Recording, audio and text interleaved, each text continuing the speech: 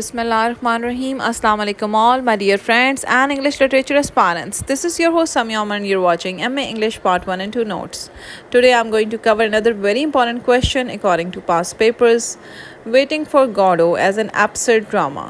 Ji waiting for Godot लिखा है Samuel baked ने और ये मॉडर्न ड्रामा है जो कि इंक्लूडेड है एमए इंग्लिश पार्ट 2 के सिलेबस में. So let's start with this. मैं अपने हैंड रिटन नोट्स आपसे शेयर कर रही हूँ और इसमें तमाम इम्पॉर्टेंट कोड्स भी मैंने मेंशन की हुई हैं जो कि आप बाकी क्वेश्चंस में भी यूज़ कर सकते हैं. So let's move on towards the question. Waiting for Godot, Samuel Beckett. Discuss Waiting for Godot as an absurd play. Samuel Barclay Beckett, 1906 to 1989, was an Irish avant-garde novelist, playwright, theatre director, and poet who lived in Paris for most of his adult life. जी ये एक Irish avant-garde novelist था, playwright था, theatre director था और Samuel Beckett जो है वो Paris में रहता था.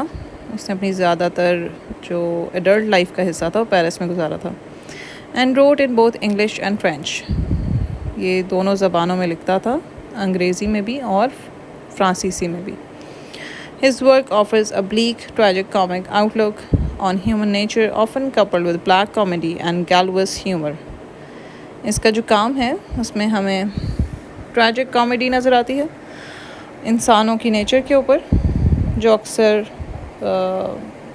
कंबाइंड होती है ब्लैक कॉमेडी और ह्यूमर के साथ. Beckett is widely regarded as among the most influential writers of the 20th century and was awarded 1969 Nobel Prize in Literature. जी बहुत ज़्यादा इन्फ्लुएंशियल राइटर था 20वीं सदी का और 1969 में इसको नोबेल प्राइज़ दिया गया था लिटरेचर में. Waiting for Godot is a landmark in modern drama. यानी इसकी हैसियत, वेटिंग फॉर गॉडो जो ड्रामा है उसकी हैसियत एक मास्टरपीस की है लिटरेचर की दुनिया में, मॉडर्न ड्रामा में. Belonging to the theatre of the absurd, the play waiting for Godot by Samuel Beckett is considered the mirror to the modern man state of chaotic sense of loss and senselessness in an era of decadence and confusion.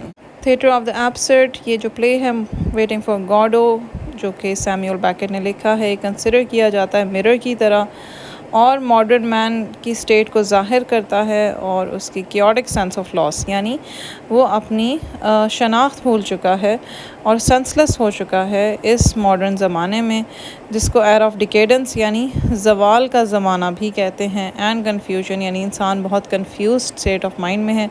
The play right depicts the irrelevance of time where human suffering has reached the climax of its existence. यानी यहाँ पे time की इरेलेवेंस दिखा दी है, time की यानी कोई importance नहीं रही और जो है ह्यूमन सफरिंग जो है वो अपनी क्लाइमेक्स पे पहुंच चुका है, उसकी एग्जिस्टेंस के बारे में बात हो रही है. Two tramps are introduced as miserable creatures repeating the tiresome exercise of waiting for Godot. दो ट्रम्प्स को यहाँ पे इंट्रोड्यूस कराया गया है जिनकी मिजरेबल कंडीशन दिखाई गई है और वो रिपीटेडली एक ही एक्सरसाइज को रोज़ाना करते हैं, यानी वो गॉडो का इंतज़ार करते हैं without any change in routine, यानी उनकी रूटीन में कोई चेंज नहीं आता और वो किसी गैप के बगैर उसका इंतज़ार करते रहते हैं गॉडो नामी शख्सियत का. When Samuel Beckett's Waiting for Godot was premiered in 1953 at the Theatre de Babylone in Paris, it originally stunned the audience. No one had seen or heard anything like it before. Samuel Beckett का ये जो drama है Waiting for Godot, इसका premiere हुआ था 1953 में theatre D Babylon Paris में और इसने ऑडियंस को हैरान कर दिया था क्योंकि इससे पहले उन्होंने ऐसी ना कोई चीज़ देखी थी ना सुनी थी. The play is thought to initiate a theoretical tradition called absurd drama. Absurd drama का आगाज़ हुआ था, इसीलिए ये एक नया ट्रेडिशन लेके आया था ये Waiting for Godot. But like any other artistic puzzles, the theatre of the absurd cannot be reduced to a single bottom line. Artistic puzzles यानी सब puzzled होके रह गए थे और ये जो theatre of absurd है ये किसी single bottom line को reduce नहीं किया जा सकता. The early 20th century witnessed two world wars. 20वीं सदी के आगाज़ में दो वर्ल्ड वॉर्स को विटनेस किया गया था. In literature, it gave birth to two recognizable literary styles, modernism and postmodernism. यानी मॉडर्निज़म और पोस्ट मॉडर्निज़म ये दो लिटरी स्टाइल्स हैं जिसको हम लिटरेचर में रिकगनाइज़ कर सकते हैं. In philosophy the rise of existentialism was the most important event. यानी एक्सिस्टेंशलिज्म की टर्म इंट्रोड्यूस हुई थी फ़िलासफ़ी में. And the world also saw the decline of man's faith in religion. यानी रिलीजियस वैल्यूज़ का डिक्लाइन हुआ था और इंसान का फेथ ख़त्म हो गया था रिलीजन के ऊपर से. All these happenings paved the way for the theoretical tradition the absurd drama. ये तमाम जो भी हैपनिंग्स हुई थी इसने वो रास्ता दिखाया थ्योरेटिकल ट्रेडिशन का, जिसको एब्सर्ड ड्रामा कहा जाता है. The term was coined by the critic Martin Aslin, who made it the title of a 1962 book on the subject. Martin Aslin ने ये टर्म कॉइन की थी, यानी इंट्रोड्यूस करवाई थी अपनी एक बुक में, और उसका टाइटल जो था वो एब्सर्ड ड्रामा ही था. It dealt with the dramatists who belonged to a movement called absurd theatre, though it was not regular. ये उन ड्रामेटिस्ट से डील करता है जो बिलोंग करते थे उस मूवमेंट से जिसका नाम एब्सर्ड थिएटर था, जो कि वो रेगुलर नहीं थी. Esslin saw the work of these playwrights as giving artistic articulation. Esslin जो है इन प्ले राइट्स का काम इस तरह देखता था कि ये आर्टिस्टिक आर्टिकुलेशन देते थे to the Albert Camus philosophy. Albert Camus philosophy को that life is inherently without meaning, जो कि ये थी कि ज़िंदगी का इनहेरेंटली कोई मतलब नहीं है, कोई मीनिंग नहीं है. As illustrated in his work, जो कि उसने अपने काम में इलस्ट्रेट किया था एल्बर्ट कैमस ने. द मिथ ऑफ सिफस, ये उसकी बुक का नाम था. Samuel Beckett was one of those dramatists who had largest contribution in absurd theatre. Samuel Beckett उन ड्रामेटिस्ट में से था जिसकी सबसे ज़्यादा कंट्रीब्यूशन थी एब्सर्ड थिएटर पे. His play Waiting for Godot belonged to the same category and was called absurd play. Waiting for Godot जो है वो इसी कैटेगरी से बिलोंग करता है और ये एब्सर्ड प्ले कहलाता था. There are certain characteristics of an absurd play. ये कुछ करैक्टरिस्टिक्स होती हैं एब्सर्ड प्ले की, that makes it entirely different from a traditional play, जो उसको ट्रेडिशनल प्ले से डिफ्रेंशिएट करता है. These characteristics of an absurd play are as follows. ये करैक्टरिस्टिक्स पढ़ेंगे हम कि एब्सर्ड प्ले की क्या क्या खसूसियात होती हैं. फ्यूटिलिटी, नो स्टोरी और plot, neither proper beginning nor ending, unexplained themes, investigation of relativity of truth, humanities when struggle against faith, inadequacy of communication, use of small talk and understatement, no characterization and motivation, non-sequiturs, world bends towards destruction. अब ये सारे हम one by one discuss करते हैं. और एक और भी आगे लिखा हुआ इन्होंने, the absurdity of attempting to control one's fate, absurdity, imitation of dreams or nightmares. ठीक है, ये तमाम चीज़ें मौजूद थी वेटिंग फॉर गॉडो में. अगर आपने इसका टेक्स्ट पढ़ा होगा तो आपको खुद ही पता चल जाएगा कि ये एब्सर्ड प्ले की जितनी भी इन्होंने करैक्टरिस्टिक्स बताई हैं वो इसमें मौजूद हैं. Waiting for Godot fulfils every requirement of an absurd play. तमाम रिक्वायरमेंट्स पूरी करता है एब्सर्ड प्ले की. It has no story, no characterisation, no beginning nor any end. यानी उसमें कोई कहानी नहीं है, कोई करैक्टराइजेशन नहीं है, ना उसमें कोई शुरुआत है ना कोई एंड है. अनएक्सप्लेन्ड थीम्स हैं, कोई थीम समझ नहीं आ रहा कि इसमें क्या थीम्स चल रहे हैं. इमिटेशन ऑफ ड्रीम्स, ड्रीम्स को उन्होंने इमिटेट किया हुआ है. And nightmares as well. And above all it contains useless dialogues. मतलब उसमें क्या दिखाया हुआ है कि बिल्कुल यूजलेस डायलॉग्स बोले हुए हैं आपस में एक दूसरे के साथ. The setting of the play, play की जो सेटिंग है, क्रिएट्स द एब्सर्डेस्ट मूड, कि बहुत स्टूपिड मूड दिखाया हुआ है उसका प्ले का. और डिसोलेट कंट्री रोड, यानी एक बिल्कुल डिज़र्टेड एरिया है, खाली जगह है. अ डिच एंड लीफलेस ट्री, एक वो डिच है और लीफलेस ट्री है, यानी उस पर कोई पत्ते नहीं उस दरख्त पे. Make up the barren otherworldly landscape, यानी एक बंजर ज़मीन दिखाई हुई है. Whose only occupants are 2 homeless man, जिसके जो ऑक्यूपेंट्स हैं वो 2 होमलेस मैन हैं, यानी बेघर इंसान हैं. Who bumble and shuffle in a vaudevillian manner, जो एक दूसरे से टकराते रहते हैं और शफल करते रहते हैं अपनी जगहों को. They are in rags, bowler hats, वो रैग्स में है, यानी उन्होंने कपड़े पहने में जो फटे पुराने हैं. बाउलर हैट्स हैं उनके, and apparently over size boots, और उन्होंने अपने साइज से बड़े बूट्स पहने हुए। A very comic introduction to a very bizarre play, बहुत कॉमिक इंट्रोडक्शन दिया गया है इस प्ले का। तो ये सेटिंग ऑफ द प्ले भी शो करता है कि waiting for Godot absurd play है। The landscape is a symbol of a barren and fruitless civilisation, जो लैंडस्केप दिखाई गई है वो सिंबलाइज करती है कि वो एक बंजर और फ्रूटलेस सिविलाइजेशन को रिप्रेजेंट कर रही है। There is nothing to be done, ये बार बार कहा गया है ये phrase, and there appears no place better to depart, यानी कुछ भी नहीं किया जा सकता और कोई ऐसी जगह नहीं है जहाँ पे डिपार्चर हो सके, यानी इस जगह से किसी और जगह पे जा सके। The tree usually symbol of life with its blossom and fruit or its suggestion of spring is apparently dead and lifeless. जो दरख्त होता है वो सिंबल ऑफ लाइफ कहलाता है क्योंकि उसमें दिखाया जाता है कि नए पत्ते आ गए हैं और फल आ चुका है, और वो सजेस्ट करता है कि अब स्प्रिंग आ चुका है, लेकिन अभी वो अपेरेंटली डेड दिखाई दे रहा है, यानी उस पर कोई एक सिंगल पत्ता भी नहीं है और वो लाइफलेस है। But it is also the place to which they believe this Goddo has asked them to come.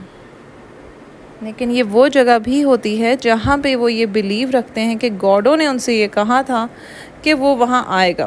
अब गॉडो जो है वो जब आप टेक्स्ट पढ़ते हैं तो लगता है ऐसा ही है कि खुदा से मुलाकात हो रही है और खुदा उनसे ये कह रहा है कि मैं तुम्हारे सर्वाइवल के लिए वहाँ पे आऊँगा, तुम्हें बचाने के लिए, और हर तरह से मैं हेल्प करूँगा तुम दोनों की, वो जो ट्रम्प्स वहाँ पे होते हैं। This could mean Godot wants the man to feel the infertility of life. इसका ये मतलब हो सकता है कि गॉडो ये चाहता है कि ये जो इंसान हैं दोनों जो मिजरेबल कंडीशन में हैं ये फील करें लाइफ की इनफर्टिलिटी को और लाइफ की मीनिंगलेसनेस को। Waiting for Godot reflects the basic characteristic of an absurd play that is futility. Waiting for Godot जो है वो एब्सर्ड प्ले की बेसिक कैरेक्टरिस्टिक को रिफ्लेक्ट करता है जो फ्यूटिलिटी है, जिसका मतलब है uselessness. The two tramps Vladimir and Estragon are absolutely at the mercy of someone called Godot who has asked them to wait for him at a certain place without having made any definite promise that he would come. ये जो दो Trump's हैं जिनका नाम Vladimir है और एस्ट्रागॉन है, ये गॉडो नामी शख्सियत की मर्सी पे हैं, उसके रहम करम पे हैं, जिसने उनसे कहा था कि वो एक जगह उनका इंतज़ार करें बग़ैर किसी डेफिनेट प्रॉमिस किए कि वो आएगा उसी जगह पे। They spend their long waiting and futile activities, उन्होंने अपने इस लंबे इंतज़ार को फजूल एक्टिविटीज़ के साथ स्पेंड किया and conversations. Astragon takes off his boots, groups inside them and shakes them out, expecting something to fall out of them, but nothing happens. Astragon जो है अपने बूट्स उतारता है, उनके अंदर झांकता है, उनको शेक करता है और एक्सपेक्ट करता है कि कुछ गिर जाएगा उनमें से, लेकिन ऐसा कुछ नहीं होता। Vladimir does the same with hat. Vladimir यही सब कुछ हैट के साथ करता है with the same result. वो भी उसको शेक करता है, हिलाता है, उसमें से एक्सपेक्ट कर रहा होता है कुछ निकलेगा, लेकिन कुछ नहीं निकलता। Astragon, nothing to be done, कुछ नहीं किया जा सकता। अब ये बहुत ज़्यादा मायूसी का जुमला है जो वो बोल रहा है। Another characteristic of an absurd play can be observed vividly in Waiting for Godot as a formless play. एक और कैरेक्टरिस्टिक जो कि एब्सर्ड प्ले की इसमें ऑब्जर्व की जा सकती है वेटिंग फॉर गॉडो में, वो ये है कि फॉर्मलेस प्ले है, यानी इट हैज़ नो स्टोरी और प्लॉट। जो मैं अभी शुरू में आपसे पॉइंट्स डिस्कस किए हैं उसका सेकंड पॉइंट है ये कि इसकी कोई स्टोरी नहीं है, कोई प्लॉट नहीं है, लाइक अ ट्रेडिशनल प्ले की तरह। There is no logical construction, rational ideas and intellectually viable arguments. इसमें हमें कोई आर्ग्यूमेंट्स या रैशनल आइडियाज़ नहीं दिखाई देते। They are abundant and instead of these the irrationality of experience is acted out on the stage, यानी बहुत नासमझदारी के तजुर्बात दिखाए गए हैं इसमें। The play waiting for Godot is an absurd play as it has neither proper beginning nor ending, यानी ना इसकी प्रॉपर शुरुआत है ना इसकी प्रॉपर एंडिंग होती है, इसलिए एब्सर्ड प्ले है। The beginning, middle and end of the play do not rise up to the level of a good play, so absurd. यानी वो जो इस प्ले की शुरुआत है, मिडल है और इसका जो एंड है वो एक गुड प्ले के लेवल तक राइज नहीं करता, सो इसलिए ये एब्सर्ड है। It's a stupid play. The ending of the play is not an conclusion in the usual sense, यानी उसमें कोई कंक्लूजन नहीं उन्होंने दी इस प्ले के एंड पे कि आखिर में क्या कंक्लूजन निकलता है या सोल्यूशन क्या है। द वेट कंटिन्यूज़, यानी वेट जो है वही कंटिन्यूटी में दिखाया गया है, आखिर में भी वेट दिखाया जा रहा है। The human contacts remained unsolved, the problem of existence remains meaningless, futile and purposeless, यानी जो ह्यूमन कॉन्टैक्ट्स हैं वो अनसॉल्व रहते हैं और जो एग्जिस्टेंस की प्रॉब्लम है वो भी मीनिंगलेस दिखाई गई है, फ्यूटाइल एंड पर्पसलेस, यानी ज़िंदगी का कोई मकसद नहीं दिखाया गया, यानी एग्जिस्टेंस का दिखाया गया है कि कोई मकसद नहीं है इंसान की ज़िंदगी का। The conversation between the tramps remain a jargon, really a humbug and bunkum speech, यानी बड़ी अजीब सी रुकती हुई स्पीच और छोटे सेंटेंसेस में दिखाई गई है। Vladimir, well, shall we go? Estragon, yes, let's go. They do not move. So this was the end of the drama. अब आप इसी से अंदाज़ा लगा सकते हैं कि ये इसमें किस कदर absurdity है। The themes of this play do not have a clear definition. इस प्ले के जो थीम्स हैं उसको भी क्लियरली डिफाइन नहीं किया गया। The themes are unexplained, such as the theme of waiting and waiting for Godot.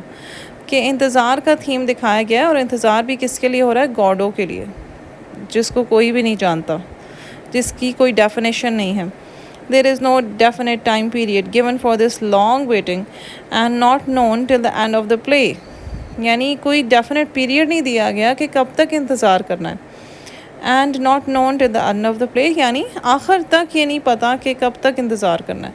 Weather Godot will come और नॉट, और ये भी नहीं मालूम कि गॉडो आएगा या नहीं। The writer says himself that he does not know who Godot is. Writer खुद ही यही बात कह रहा है कि गॉडो जो है वो कौन है, मैं उसको नहीं जानता। Otherwise he would have mention in the play, otherwise वो इस प्ले में ज़रूर मेंशन करता कि गॉडो कौन है। So this is very ironical statement actually कि राइटर खुद ही नहीं जानता। This all makes the play absolutely absurd, और ये सारी बातें जो हैं ये प्ले को एब्सर्ड बनाती हैं। आगे टेक्सचुअल लाइंस आ रही हैं, आप इनको नोट डाउन कर लीजिए। Estragon, let's go. Vladimir, we can't. Estragon, why not? Vladimir, we are waiting for Godot. Estragon, Another important characteristic of an absurd play is investigation of relativity of truth. एक और important characteristic इस absurd play का ये है कि किस कदर सच्चाई है, उसकी इन्वेस्टिगेशन, सच्चाई की तलाश। The Trump's keep on asking different questions in search of reality based on truth. दोनों ट्रम्प्स जिनकी हालत मिजरेबल दिखाई गई है वो डिफरेंट क्वेश्चंस पूछते हैं रियलिटी की सर्च में जो कि ट्रूथ पे बेस्ड हो। They are inquisitive in order to confirm the relativity of truth. वो सच्चाई जानना चाहते हैं और इसी वजह से वो इंक्विजिटिव हैं, क्यूरियस हैं to know the reality. Estragon, why doesn't he put down his bags, कि वो अपने बैग्स नीचे क्यों नहीं रखता। ये बात हो रही है लकी की, जिसने पोजो के बैग्स उठाए होते हैं। Waiting for Godot is no doubt a masterpiece of absurd literature. जैसे मैं शुरू में आपसे जिक्र कर चुकी हूँ कि वेटिंग फॉर गॉडो की हैसियत मास्टरपीस की है एब्सर्ड लिटरेचर में। And Beckett penned it with a solid characteristic of humanities when struggle against the fate. Beckett ने इसमें एक बहुत सॉलिड कैरेक्टरिस्टिक दी है जो कि है कि इंसान की वेन स्ट्रगल, यानी वो बिला वजह इतनी स्ट्रगल कर रहा होता है अपनी किस्मत के अगेंस्ट। तो this is a very important characteristic of absurd literature. The two Trumps were fated to be miserable, यानी उनकी किस्मत में यही लिखा होता है कि उन्होंने miserable ही रहना है। But still they were waiting for Godot. इसके बावजूद वो गॉडो का इंतज़ार कर रहे होते हैं जो कि आके उनको बचा लेगा या उनकी हालत को संवार देगा। Who would act as a savior for them. Similarly, Pozo and Lucky were struck with a powerful stroke of bad luck in Act 2. यानी पोजो और लकी को दिखाया गया है Act 2 में कि उनके साथ भी किस्मत बहुत बुरा हैंड करती है। As they were not in a good condition like before, क्योंकि उनकी कंडीशन चेंज हो जाती है Act 1 से Act 2 में, और Act 2 में वो भी मिजरेबल कंडीशन में दिखाए गए होते हैं। Pozzo becomes blind and lucky was totally डम। पोजो जो है वो ब्लाइंड हो जाता है अनफॉर्चुनेटली, और लकी जो है जिसका नाम लकी होता है वो टोटली डम हो जाता है यानी डेफ हो जाता है। Pozzo was now more dependent on a slave. Pozzo जो कि बेसिकली एक्ट 1 में अपने स्लेव को बेचने जा रहा होता है मार्केट में, और वो बहुत तंग होता है लकी से, अब वो उसी लकी पे डिपेंडेंट होता है। तो this is very ironical on a slave lucky than ever before home he wanted to get rid of, जिससे वो जान छुड़ाना चाहता होता है एक्ट 1 में। Pozzo I woke up one fine day as blind as fortune. वो कहता है कि मैं एक फ़ाइन डे उठा और मैं बिल्कुल ब्लाइंड था, जिस तरह से मेरी फॉर्च्यून ब्लाइंड हो गई थी। Inadequacy of communication. This is the next characteristic of absurd play. यहाँ पे communication बहुत कम दिखाई हुई है, जो नाकाफ़ी है। Makes the waiting for Godot an absurd play. Most of the dialogues are purposeless. ज़्यादातर dialogues जो हैं उनका कोई मकसद नहीं है। Incoherent babbling is also important ingredient of theatre of absurd as mentioned by Aslan. जैसा कि Aslan ने अपनी बुक में mention किया है, इनकोहेरेंट बैबलिंग यानी मुँह में कुछ बोलते रहना, बड़बड़ाते रहना, ये एक बहुत ज़रूरी इंग्रेडिएंट है थिएटर ऑफ एब्सर्ड का। Whole play is based on delivery of dialogues. पूरा प्ले जो है वो बेस करता है डायलॉग्स की डिलीवरी पे, but most of them have no apparent meanings. ज़्यादातर डायलॉग्स के कोई वाज़ेह मीनिंग्स नहीं हैं। Every communication seems to be inadequate because of lack of worthy dialogues. जितनी भी कम्युनिकेशन होती है दोनों ट्रम्प्स के बीच में, वो नाकाफ़ी महसूस होती है, क्योंकि उसमें जो डायलॉग्स वो एक दूसरे से बोलते हैं वो अनवर्दी होते हैं, उनकी कोई वर्थ नहीं होती। जैसा कि Estragon, what am I to say, Vladimir say I am happy, Estragon I am happy, Vladimir so am I. अभी बिल्कुल एब्सर्ड डायलॉग्स हैं, मतलब ये they are worthless. The next characteristic is use of small dialogues and understatement, यानी बात कहते कहते भूल जाना या बात को कंप्लीट ना करना, ये भी एब्सर्ड ड्रामा का एक कैरेक्टरिस्टिक है, बहुत important. Also makes the play waiting for Godot and absurd play. Waiting for Godot में बहुत सारे छोटे डायलॉग्स यूज़ किए गए हैं और अंडरस्टेटमेंट्स भी। There is no action in the play, यानी प्ले में किसी किस्म का एक्शन नहीं दिखाया गया। And therefore the dialogues are boring, dialogues बहुत बोरिंग महसूस होते हैं। And they are written just to pass the ball, यानी बस ऐसा लग रहा है कि वक्त गुजारी के लिए एक दूसरे से कन्वर्सेशन की जा रही है। Thus they are meant to pass the time, यानी टाइम पास के लिए एक दूसरे से बातचीत हो रही है। Word nothing has been repeatedly numerously in the play, repeatedly said, ठीक है। नथिंग बहुत दफ़ा बोला गया है इस प्ले में। It actually indicates nothingness in it, यानी प्ले में नथिंगनेस दिखाई जा रही है, इंडिकेशन है कि कुछ भी नहीं है वहाँ पे। Thus the small dialogues are nothing but incoherent babbling. ये स्मॉल डायलॉग्स कुछ भी नहीं है, बस मुंह में एक तरह से बड़बड़ाना है। Nothing happens, nobody comes, nobody goes, it's a full. अब ये बड़ी छोटे डायलॉग्स हैं जो बैबलिंग ही महसूस हो रही है। Vladimir show well of all the, अब ये देखें बात करते करते रुक गया है, this is understatement. Next characteristic is there is a lack of characterization और motivation in the play. Lack of characterization यानी कैरेक्टर को इतनी वजाहत से नहीं बयान किया गया और मोटिवेशन नहीं है उस कैरेक्टर में। We don't know the past of the characters, हमें नहीं पता कि ये जो कैरेक्टर्स हैं, ये व्लादिमीर एंड एस्ट्रोगॉन, इनके पास में क्या हुआ था। इतनी मतलब पास्ट की डेफिनेशन नहीं दी गई। They are not introduce to the audience, audience को कोई उनका डिटेल्ड इंट्रोडक्शन नहीं दिया गया। We know only their names, हमें सिर्फ उनके नाम पता हैं।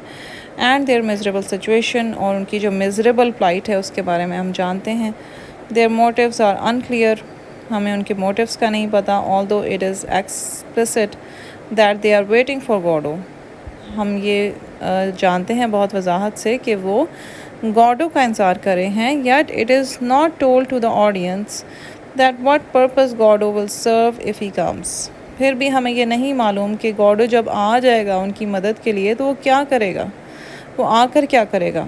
हैंस लैक ऑफ कैरेक्टराइजेशन, यहाँ पे लैक ऑफ करेक्टराइजेशन है and motivation proves that it is an absurd play.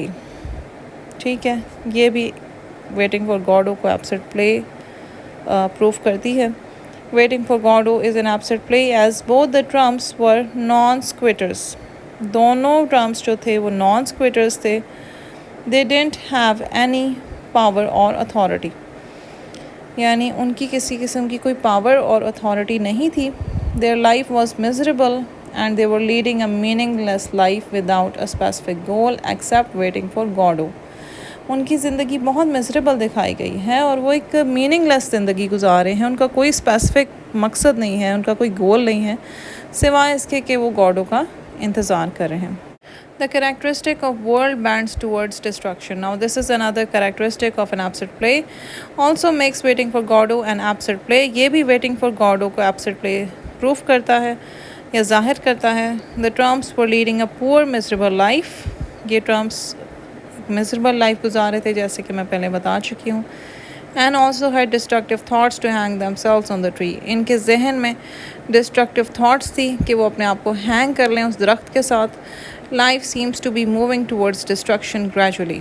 और ज़िंदगी ऐसी महसूस हो रही थी कि ये slowly and gradually destruction की तरफ जा रही है, ruin की तरफ जा रही है। There are also war references in the play. इस play में war references भी दिए गए हैं। To all mankind they were addressed, those cries for help still ringing in our ears. Another textual quote. और ये जो cries for help still ringing in our ears, ये रेफरेंस है 1945 में जो नागासाकी और हिरोशिमा पे जो हमला किया गया था। This play does not hold the mirror up to nature. This shows that the absurd literature is more an imitation of dreams and nightmares. ये प्ले जो है ये नेचर को नहीं रिफ्लेक्ट करा। दिस शोज़ कि ये एब्सर्ड लिटरेचर जो है ये इमिटेशन है ख्वाबों का और नाइटमेयर्स का। Esslin is true in his definition of theatre of absurd. उसने सच बयान किया था थिएटर ऑफ एब्सर्ड को। This play seems often to be reflection of dreams and nightmares, यानी ऐसा कभी कभी महसूस होता है कि ड्रीम्स और नाइटमेयर्स की रिफ्लेक्शन है ये play. Waiting for Godot is an absurd play because there is no female character. अच्छा, ये भी एक वजह है जी कि waiting for Godot absurd play है क्योंकि इसमें कोई फीमेल करेक्टर नहीं दिखाया गया। Characters are there but they are devoid of identity. जी, करेक्टर्स मौजूद हैं लेकिन उनकी कोई शनाख्त नहीं है, कोई आइडेंटिटी नहीं है, यानी लॉस ऑफ आइडेंटिटी भी दिखाई हुई है। These two tramps Estragon and Vladimir are old acquaintances, यानी पुराने दोस्त दिखाए गए हैं। But their life is an endless rain of blows, लेकिन उनकी ज़िंदगी जो है उसमें ये दिखाया हुआ है कि there are only miseries in that, only suffering. They wait for the ultimate extension but in a frustrated way, कि यानी वो इंतज़ार कर रहे हैं कि कोई आके उनको बचा ले, उनकी मदद करे, लेकिन एक फ्रस्ट्रेटेड वे में। दिस थिंग प्रोड्यूसेस मीनिंगलेसनेस, ये चीज़ मीनिंगलेसनेस को प्रोड्यूस करती है, thus makes the play absurd. To conclude, जी अब कंक्लूजन आ गया है। We can say that the play waiting for Godot contains almost all the elements of an absurd play. हम ये कह सकते हैं कि वेटिंग फॉर गॉडो में वो तमाम एब्सर्ड प्ले के एलिमेंट्स मौजूद हैं जो एजलन ने डिफ़ाइन किए थे अपनी बुक में। The play depicts the irrationalism of life in a grotesquely comic and non-consequential fashion with the elements of metaphysical alienation and tragic anguish. जी, ये प्ले डिपेक्ट करता है ज़िंदगी की इरेशनलिटी को और एक बड़े कॉमिक तरीके से और एक ऐसे तरीके से जिसका कोई जो है नतीजा अखज़ नहीं होता आखिर में, और एक मेटाफिज़िकल अलाइनेशन दिखाई गई है और एक ट्रेजेडी भी दिखाई गई है, इसमें गुस्सा भी दिखाया गया है, फ्रस्ट्रेशन भी दिखाई गई है। It was written in French, actually ये फ्रेंच में लिखा गया था। And called En Attendant Godot, ये इसका नाम था, En Attendant Godot. The author himself translated a play into English in 1954। Author ने ये प्ले ट्रांसलेट किया था इंग्लिश में 1954 में। The uniqueness of the play compelled the audiences to flock to the theatres for a spectacularly continuous 400 performances. जब ये play perform किया गया तो इसकी यूनिकनेस की वजह से ऑडियंस मजबूर हो गए कि वो थिएटर्स की तरफ रुख करें और ये बहुत मशहूर हो गया था। कंसेक्टिवली 400 परफॉर्मेंसेस हुई थी इसकी स्टार्ट में। At the time there were two distinct opinions about the play. उस वक्त दो तरह के ओपिनियंस थे इस प्ले से मुतल्लिक। Some called it a hoax and others called it a masterpiece. कुछ ये कहते थे कि भाई ये प्ले बिल्कुल फारिग है और यूज़लेस है, जबकि कुछ इसको कहते थे कि ये मास्टरपीस है। Nevertheless, Waiting for Godot has claimed its place in literary history as a masterpiece that changed the face of 20th century drama. Waiting for Godot ने लिटरेचर की दुनिया में एक अपना नाम बनाया था और 20वीं सदी के ड्रामे में एक बहुत बड़ा चेंज लेके आया था, इसलिए इसकी बहुत ज़्यादा अहमियत है आज तक। Dear students, I hope you have understood the concept of Waiting for Godot as an abstract play. If you don't understand anything or if you have any sort of questions and queries, you're most welcome to comment below. I'll be glad to answer you all. Till then, students, this is your host Samyama signing off from M English Part 1 and 2 Notes. Don't forget to like my video and also subscribe my channel for more informative and quality notes videos. Also press the bell icon for notifications so that you don't miss any video. Take care and Allah Hafiz.